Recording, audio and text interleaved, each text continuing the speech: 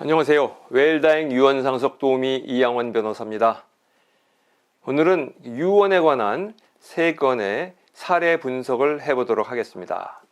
첫 번째 사례, 똑같이 나눠줄 때도 유언장을 써야 한다. 특별수익의 함정에 관한 사례입니다. 홍길동 씨 사례 살펴보겠습니다. 퇴직공무원 80세 홍길동 씨는 오래전에 상처하고 강남구 대치동 35평 아파트에서 30년째 살고 있습니다. 자녀는 이남 일녀로 장남 홍일남 씨는 부천에서 살고 있고요. 차남 홍이남 씨는 미국으로 이민 갔고 막내딸 홍미란 씨는 제주도로 시집가서 잘 살고 있습니다. 홍길동 씨는 20년 전 장남 결혼할 때 부천에 아파트를 사주었고요. 차남 미국 유학비용을 대주었는데 딸에게는 특별히 해준 것이 없었습니다. 홍길동 씨는 평소 자녀들에게 내가 죽으면 이 아파트를 팔아서 셋이 상속분대로 똑같이 나눠 가져라 라는 말을 해왔고 돌아가실 때도 같은 말을 했지만 자필 유언장을 써놓진 않았습니다. 그런데 딸이 오빠들을 상대로 상속재산 분할 재판을 걸어서 홍씨 집안은 상속 분쟁의 소용돌이 속으로 빨려 들어갔습니다. 상속재산을 아이들에게 상속분대로 똑같이 나눠줬는데도 상속재산이 벌어졌습니다. 어떻게 된 일일까요? 결론부터 말씀을 드리면 유언장을 쓰지 않았기 때문에 상속재판이 벌어진 겁니다. 상속분대로 나눠줄 때도 반드시 유언장을 써야 상속분쟁을 막을 수 있습니다. 상속분대로 똑같이 나눠줬는데도 왜 재판을 걸고 싸우지? 라고 의아해 하실 텐데요. 분쟁의 씨앗은 상속인의 특별 수익에 있습니다. 먼저 유언이 없을 때 법에 따라 상속이 이루어지는 과정, 즉 법정 상속의 과정은 다음과 같습니다. 피상속인, 즉 상속재산을 남기고 돌아가신 분이 유언 없이 사망하면 상속재산은 법정 상속인에게 상속됩니다. 법정 상속인 순위, 법정 상속인과 법정 상속 순위는 민법에 정해져 있습니다. 같은 순위의 상속인이 여러 명일 때, 예컨대 1순위인 직계 비속 중 자녀가 없고 손자만 있을 때는 손자가 상속인이 되지만 자녀도 있고 손자가 있으면 최근친인 자녀만 상속인이 됩니다. 또 같은 순위의 상속인이 여러 명일 때는 공동 상속인이 됩니다. 다음으로 법정 상속인은 법정 상속분에 따라 상속을 받게 됩니다. 법정 상속분은 상속 순위가 같은 사람이 여러 명일 경우에는 n분의 1이고요. 배우자의 경우에는 직계 비속이나 직계 존속 상속분의 2분의 1을 가산을 합니다. 자, 홍길동 씨 사례의 경우에 1순위 상속인은 이남 일녀 자녀지요. 따라서 홍길동 씨의 상속재산은 자녀 3명에게 법정 상속분에 따라 각 3분의 1씩 나눠주면 끝나는 셈입니다. 이처럼 간단한데 싸울 일이 뭐가 있을까요? 남들은 그렇게 생각할 수 있겠지만 딸 홍미란 씨는 셈법이 좀 달랐습니다. 오빠들에게는 집을 사주고 유학비용을 대주었는데 자신은 아무것도 받은 게 없다. 딸이라고 차별받았다라는 섭섭한 생각을 하고 있던 홍미란 씨, 변호사와 상의한 후 특별 수익이라는 것을 알게 되었습니다. 상속인의 특별 수익이란 것은 상속인이 피상속인으로부터 생전 증여 또는 유증으로 받은 상속재산의 일부를 의미합니다. 피상속인의 생전 자산, 수입, 생활 수준, 가정 상황 등을 참작하고 공동상속인들 사이에 형평을 고려해서 결정을 하게 됩니다. 홍길동 씨 사례를 보면 20년 전 장남에게 부친이 집을 사준 것, 차남에게 미국 유학 비용을 대준 것은 모두 특별 수익에 해당합니다. 그런데 특별 수익에 대한 평가는 피상속인 사망 당시를 기준으로 합니다. 즉 20년 전에 사준 부천 집의 현재 가격, 20년 전에 준 유학 비용의 물가 상승률을 반영한 현재 가격을 따져보니 상당히 큰 금액이 되는 것이죠. 이 홍길동 씨 사례에서 홍길동 씨 사망 당시, 즉 상속 개시 당시에 대치동 아파트 가격을 30억 원, 부천집 가격을 9억 원, 유학자금 가액을 6억 원이라고 가정을 하면 홍길동 씨의 상속 재산은 이 전부 합한 45억 원으로 간주가 됩니다. 즉 간주 상속 재산은 분할 대상 상속 재산 30억 원, 특별 수익 재산 15억, 즉 부천집 9억과 유학자금 6억 합해서 45억이 되는 것이죠. 상속분에 따라서 상속 재산을 나눌 경우 간주 상속 재산 45억 원을 이남 일녀가 각 3분의 1씩 상속받게 되므로 한 사람당 15억씩 물려받게 된다는 계산이 나옵니다. 그런데 특별수익으로 이미 장남은 9억 원, 차남은 6억 원을 받은 셈이므로 결국 대치동 아파트 30억 원 중 장남은 6억 원, 차남은 9억 원, 딸은 15억 원을 상속받는 게 맞다는 계산이 되는 겁니다. 이를 구체적 상속분이라고 합니다. 홍길동 씨는 대치동 아파트를 세 자녀에게 똑같이 3분의 1씩 물려주면 문제가 없을 것으로 생각을 하고 편한 마음으로 눈을 감았을 겁니다. 그리고 장남, 차남은 아버지 뜻대로 대치동 아파트를 3분의 1씩 가지려고 했습니다. 만약 여러분이 홍길동 씨 딸의 입장이라면 어떻게 하시겠습니까? 그냥 3분의 1씩 나눠 갖기로 합의하면 아무 문제도 없었을 겁니다. 하지만 딸이 그동안 딸이라고 차별받았던 섭섭한 감정을 토로하면서 법대로 정확하게 나누자고 주장을 하면 형제 간의 감정 대립이 격화하면서 상속 재판으로 갈 가능성이 대단히 높아집니다. 요즘 공정과 상식에 대한 요구와 관심이 대단히 높아졌는데요. 상속인이 법에 따른 자신의 권리를 주장한 건 역시 공정과 상식이라는 관점에서 누구도 비난할 수 없는 세상이 되었습니다. 따라서 상속분대로 나눠줄 경우에도 유언을 해야 자식들의 상속 분쟁과 재판 싸움을 방지할 수 있는 겁니다. 그냥 3분의 1씩 나눠 갖기로 합의하면 아무 문제가 없었을 겁니다. 하지만 딸이 그동안 딸이라고 차별받았던 섭섭한 감정을 토로하면서 법대로 정확하게 나누다고 주장을 하면 달리 방법이 없어지는 것이죠. 만약에 상속분대로 상속한다는 유언을 한 경우에는 어떻게 될까요? 홍길동 씨가 유언장 작성을 해서 그 유언장 대로 이행을 해야 되는 상황이 발생할 경우 살펴보도록 하겠습니다. 딸은 불만이 있으니 법률가에게 문의를 해보죠. 자신이 상속분만큼 받지 못했을 경우에 부족한 부분을 청구할 수 있는 것을 유류분 청구권이라고 합니다. 민법상 보장된 상속재산에 대한 상속인의 최소한의 권리고요. 1순위 직계 비속 배우자는 법정 상속분의 2분의 1, 그리고 2순위 부모 직계 존속이나 직계 존속 그리고 형제 자매는 법정 상속분의 3분의 1, 이렇게 유류분을 청구할 수가 있습니다. 앞서 살펴본 것처럼 홍길동 씨의 간주 상속 재산, 즉 대치동 아파트와 사전 증여분을 합해본 금액은 45억 원입니다. 그래서 자녀들의 법정 상속분은 15억 원이 되죠. 따라서 딸의 유류분은 법정 상속분의 2분의 1인 7억 5천만 원이 됩니다. 그런데 홍길동 씨가 유언으로 3분의 1씩 가져라고 유언을 했을 경우에 딸이 받게 되는 상속 재산은 10억 원이 되죠. 즉 홍미란 씨는 유류분보다 더 많은 재산을 유산으로 받게 되므로 유류분 부족분이 없어서 재판을 제기해도 더 이상 받을 것이 없게 되니 결과적으로 법적 분쟁을 할 이유가 없게 되는 것입니다.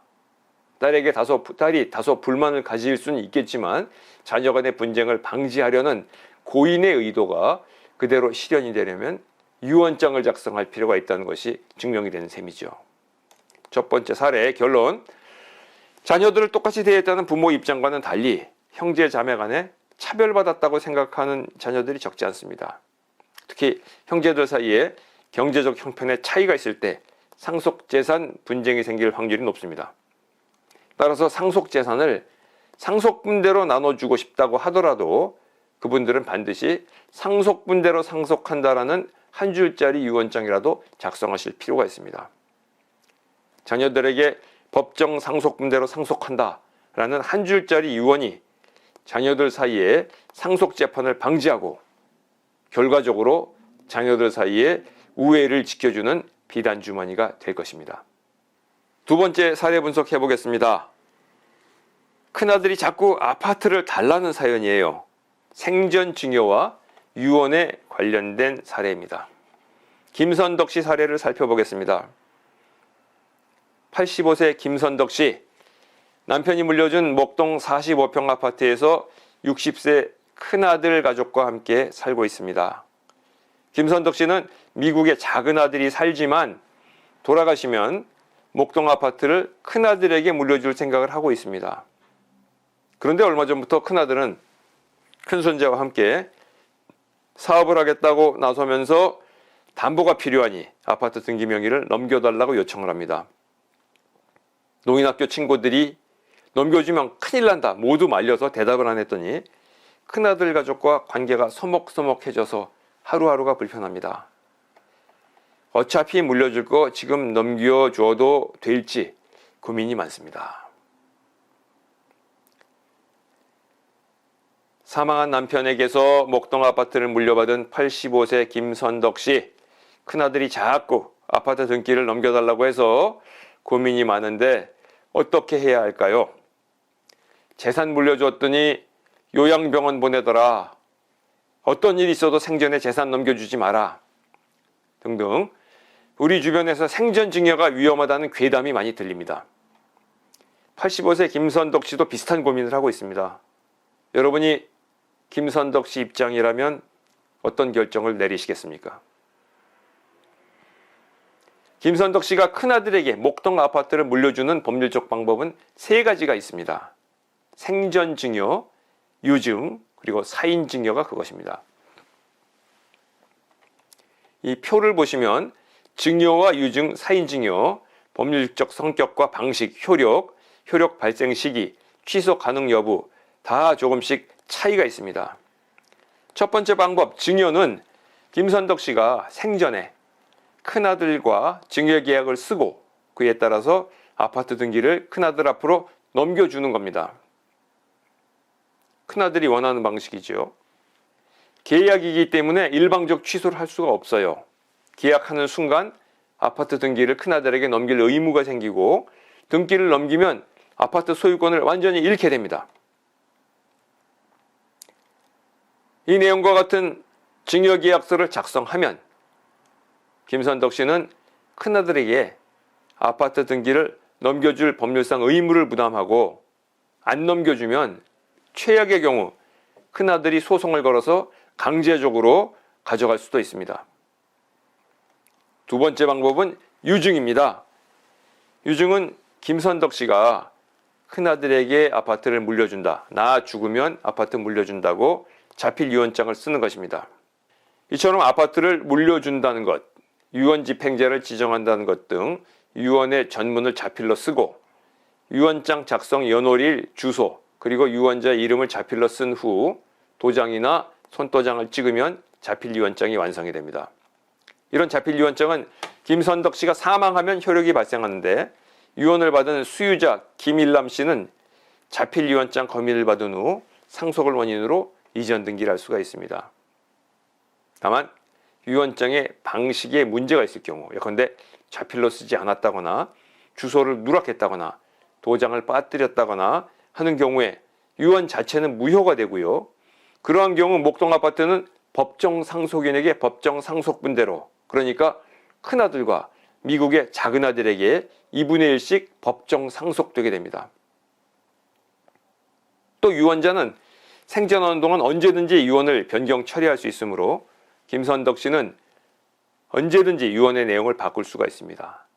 다만 그러한 경우에 두 개의 유언장이 튀어나오는 사례를 방지할 수 있도록 기존의 유언장을 폐기하고 새로 쓰시는 것이 좋습니다.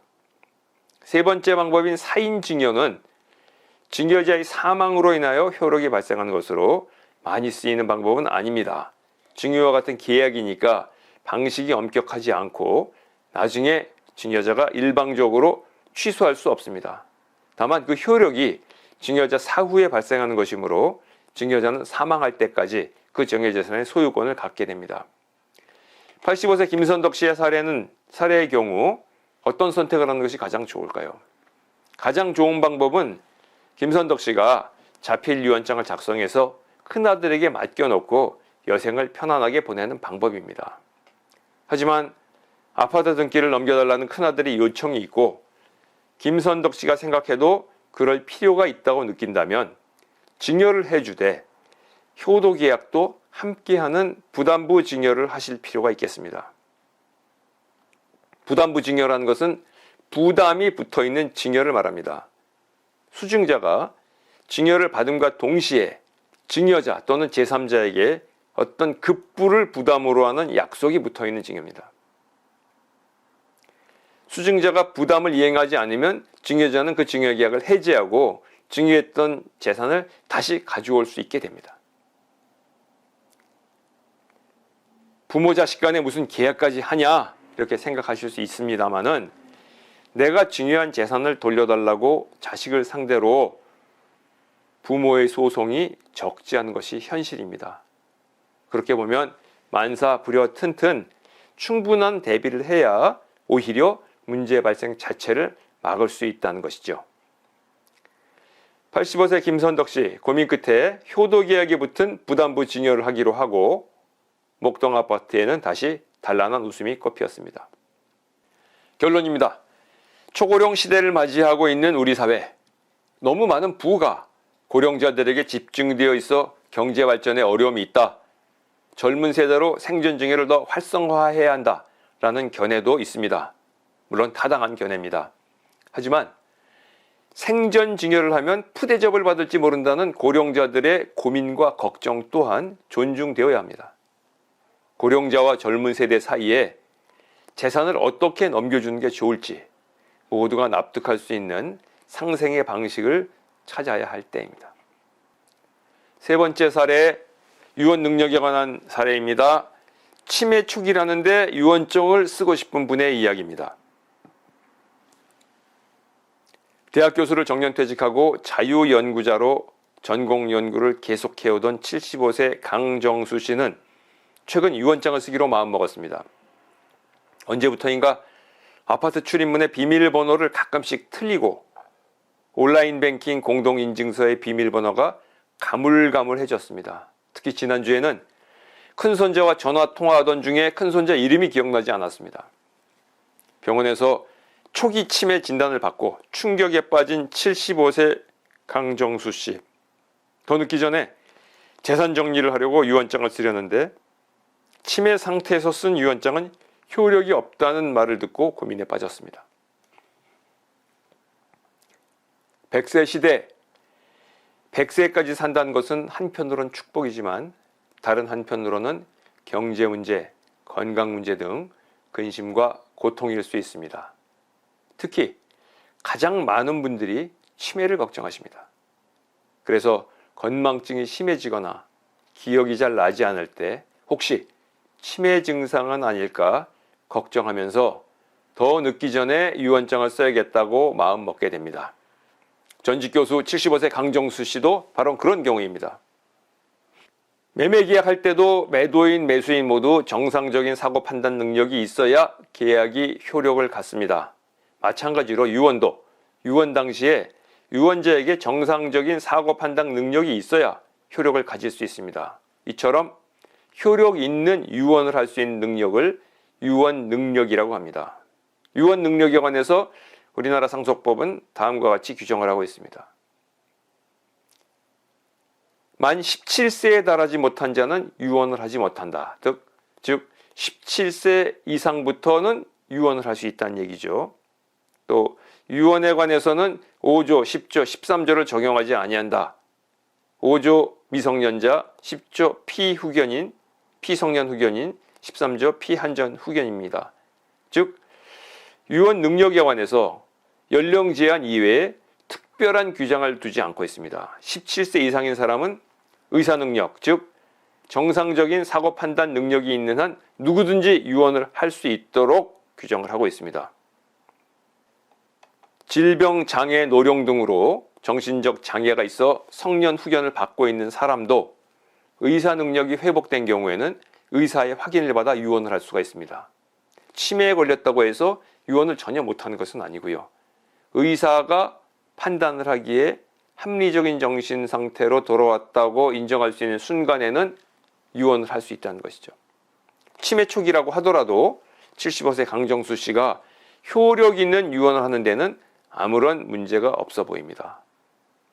그런데 유언의 효력은 언제 발생을 하죠? 그렇습니다.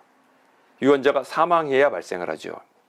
만약 75세 강정수 씨가 유언을 한 후에 10년쯤 뒤에 돌아가셨고 10년 동안 점차로 병세가 악화되어서 돌아가실 당시에는 의식이 전혀 없는 상태라고 가정을 해보죠. 강정수 씨는 유언장을 작성을 할 때 자기 전 재산 중 절반을 재혼한 젊은 부인에게, 나머지를 전처소생 자녀 3명에게 유증을 했습니다. 그렇게 유언장을 작성을 했어요. 그런데 강정수 씨가 돌아간 다음에 강정수 씨의 전처소생 자녀들이 유언 당시에 치매 진단서를 제시하면서 유언장의 효력에 문제를 제기하고 나섰습니다. 그래서 유언 무효 확인 소송이 벌어지려고 합니다. 75세 강정수 씨는 상속인들 사이에 상속 분쟁을 예방을 하고 자신의 뜻에 따라서 상속 재산을 물려주려고 유언을 했는데 상속 재산 싸움이 발생했으니 하늘나라에서도 편하지 못할 것입니다. 강정수 씨의 유언장에 따른 상속 재산 배분은 다음과 같습니다. 재혼한 아내가 6분의 3, 세 자녀 각 6분의 1씩. 강정수 씨는 상속 분쟁을 막기 위해서 전처소생 자녀들이 유류분 청구 부분까지 염두에 둔 유언장을 작성했던 겁니다. 즉 유언대로 재산을 물려주면 전처소생 자녀들 유류분 부족분이 없어서 유류분 재판을 할 수 없게 됩니다. 그렇다면 유언장을 작성할 당시에 강정수 씨의 의사 능력, 즉 사고 판단 능력이 있었음을 밝힐 수 있는 증거를 마련해 두면 유족 간의 법적 분쟁을 막을 수 있지 않을까요? 자, 유언 능력에 관한 증거로서 다음과 같은 것들이 활용이 됩니다. 유언장 자필 작성 당시에 동영상 촬영한 것. 유언장 자필 증서를 작성을 할 때 동영상 찍었는데 그때 글을 쓰는 것이나 그때 말을 한 것이 누가 보아도 정상적인 상태였던 것이 밝혀지면 이 유언장 작성 당시에 강정수 씨의 정신 상태는 온전했다는 것에 대한 증거가 될 수 있습니다. 유언장 작성 경위에 관해서 진술 동영상 촬영. 내가 왜 이렇게 유언장을 작성하냐. 내가 사후에 가족 간의 분란이 없기를 바라기 위해서 이렇게 배분을 했다는 경위를 설명하는 동영상 찍어놓은 것 좋습니다. 아울러 유언장 작성 일자에 근접한 의사의 소견서나 진단서, 즉 이분이 현재 상태에 있어서 초기 치매 진단을 받았지만 유언장을 작성하는 데는 아무런 문제가 없다는 취지의 진단서를 받아두면 이런 것들을 모아서 그 당시에 정신 상태가 온전했다는 것을 밝힐 수가 있는 것입니다. 이처럼 유언장 작성 당시 유언 능력이 있었음을 보여주는 증거가 있고 이 증거를 유언의 효력을 다투는 상속인들에게 제시한다면 아마 상속인들이 불필요하게 상속 재판을 진행하는 것을 사전에 막을 수가 있었을 겁니다. 다만 치매 상태라고 하더라도 상태가 조금 심하거나 맑은 의식과 흐린 의식이 교차해서 유언 능력 유무에 대한 판단이 어려울 경우에 의식 상태가 좋은 날을 잡아서 자필 유언장보다는 증인 2명과 함께 공증사무소에 가서 공정증서에 의한 유언을 해 두시는 것이 그 유언장 효력에 관한 다툼에서 조금 더 안전할 수 있을 것으로 판단이 됩니다. 결론입니다. 치매 진단을 받더라도 유언 능력만 갖추고 있으면 완벽한 유언을 할 수 있습니다. 다만 상태가 더 악화되기 전에 하루라도 유언장을 빨리 쓰실 것을 권합니다. 아울러 분쟁 발생을 예방하기 위해서 동영상 등 증거를 확보해서 잘 보관해 두시는 것이 필요합니다.